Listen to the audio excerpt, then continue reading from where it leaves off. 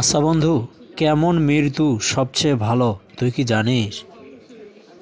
শোন, ইবনে মাজা একটা হাদিস বর্ণিত হয়েছে। সেই হাদিসটায় বলা হয়েছে, যে ব্যক্তি দীর্ঘকাল রোগে ভুগে মারা যায় সেই ব্যক্তি শহীদি দরজা লাভ করবে।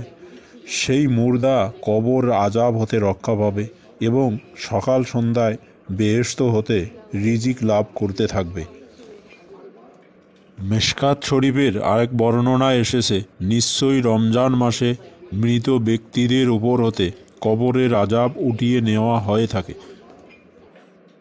আবার খেয়াল করে দেখবি, কোনো কোনো মানুষের মৃত্যু যন্ত্রণা খুব ভয়ানক হয়। তাদের ব্যাপারে বলা হয়েছে, কাউকে অধিক মৃত্যু যন্ত্রণা দিলে তার বিনিময়ে কবরের আজাব হবে না।